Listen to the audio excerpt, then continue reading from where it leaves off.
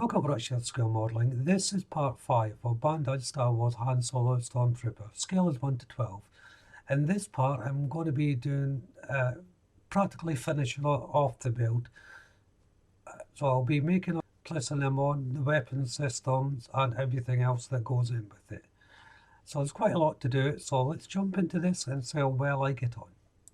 I'm starting off with the arms. Now, I'm not going to show you everything on the arms as such, like I did with the legs, because they're practically the exact same construction. The sockets in that are all made up the same way. There's only minor differences, like this piece I'm putting in here, but the construction itself is all very, very similar.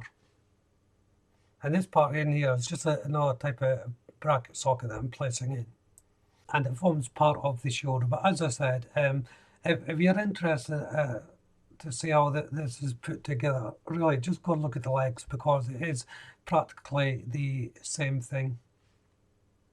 So you can see that I've got the individual parts laid out and just putting last part of the arm together, and these will all get interconnected just with the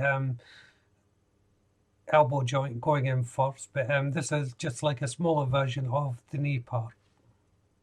In fact, the only main real difference are the hands.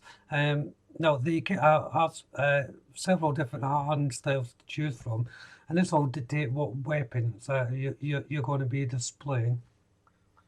So this is what I'll jump to. The weapon itself, depending on what hand you're going to use. I made up one hand here just to show you a normal grip. But the hand that I'm going to be using is going to be gripping the trigger. So this has the finger hooked. So that gets placed into the trigger, and then it gets wrapped around the grip handle itself. I'm cementing this in place, just using normal Tamiya extra thin cement, before placing on the top part of the hand. The top part of the hand is quite a strange shape. You can see it on the bench there, but that just sits on. And once it's there, you can, the camera can't really pick it out. I've really zoomed in quite far as well, so you can see it, but the fingers on that, you can see curved around the actual weapon. So zooming back out there, you can just about make it all out. And I think it's essential to build the hand onto the weapon before attaching it to the arm. Next to go on is a series, well, the muzzle, and there's a couple of little magazines that go on as well. And there's 2 location points for these, just at the side of the weapon. And it's painted in Rebel Aquacolor 06 tar black for the overall effect. Well, the hand is painted in Rebel Aquacolor 08 matte black, so the 2 different blacks are working in contrast here. So I made up 2 weapons. The only difference is the smaller weapon that I'm doing here now, it's only got the muzzle to attach. I didn't realise that muzzle had to be attached until after I painted it, so it was just a case of clearing the contact points, then pushing the muzzle on, then repainting. And once the paint was dry, there's a little piece of armour that goes across the hand on that as a handguard, and that just pushes in, and that closes off the hand, so it looks more like a hand instead of having this big open gap. It looks a bit strange as you build it.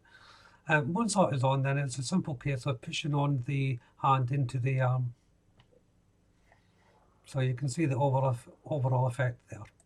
And it was the same with the other hand, but the other hand is slightly different, it has an open effect, and that's just to hold the barrel of the weapon. So it's time to place in the weapons. First of all, the smaller one goes into the holster on the hip. I've taken off the clip for this, and then I'll be placing it back on. As I said before, you don't put any cement on this part, it just gets pushed into its location points. Then the arms just get pushed into the sockets. Again, no cement, so that you've got full movement. And the same with the second arm. And once that's in, I'll just line it up with the barrel of the gun, so it's holding the weapon. There's very various amounts of poses that you can use. Now, that's one good thing about this model. It doesn't have to be like it's shown on the box there, although that's what I've chosen. You can have it standing any way you want, really. For the base, I'm using Rebel Aquila 90 silver. As you can see, I've already put a dark, well, a black undercoat on. This just helps the silver more. It gives it more of a depth look. However, for the central part of the stand, I've gone for 07 black gloss on it, just as a bit of a contrast. So I should say the black gloss colour I haven't put on my alternative part list, paint list, I should say. Also, I should point out, I used Mr. Hobby 28 metallic matte black. I've repainted the weapons in this colour. Again, I haven't put it on my alternative paint list because it was a last minute changed. I decided the Revel colour just wasn't there. So anyway, onto the helmet. So as you can see, I've started the construction of it. There's an inner core part. This is painted with Revel Aquila 08 matte black once more, and then the outer armour goes on, and that's important to paint these black parts because you will see them through the helmet. Now, depending whether you want to build the helmet, of course, I did because it's going to add as part of the display, and it looks really nice when it's built up as well, so I would recommend it. The construction side of the helmet is very simple. Once the core is painted, it all just gets bolted on to the sides. There is two halves that go together here. The locations for them are such that when it pushes in, it doesn't really leave a seam line all that much, but it will be covered if there is any seam lines by the top part of the helmet anyway. And then once that's on its inner coat, the back piece then can get pushed onto it. Like the front piece, it is a nice fit.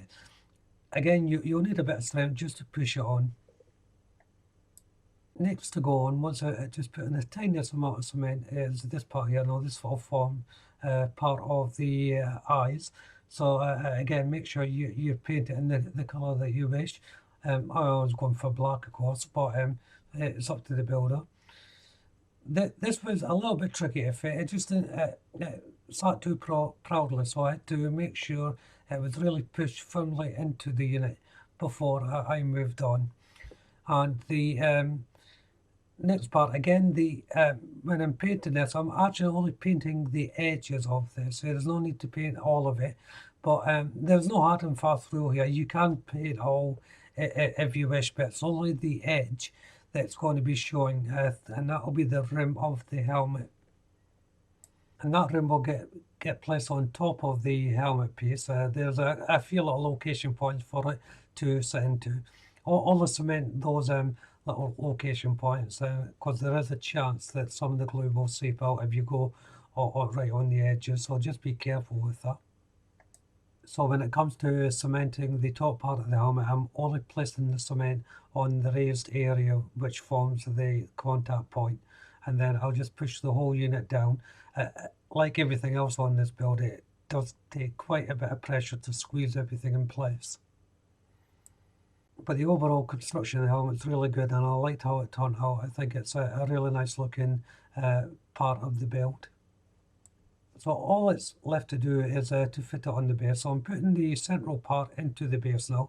So hopefully you can see what I was on about with the contrast with the black and the silver. I think it just offsets it off very, very nicely. This square part only goes in a certain way that I found. I was trying to put it in one way, it just wouldn't fit. I thought, ooh, that's the first time within this build that I've got a part that doesn't fit. It does fit, it just goes in a certain way. Just have a look at how it's meant to go, then it just pushes in. And on the plate, there's a little mold for the boot, for the figure to sit in, so it's all nice and stable. It might be a little tricky just to fit it in, but it does clip in. Don't worry about putting too much pressure on it because it will just push in eventually. Well, it did for me anyway.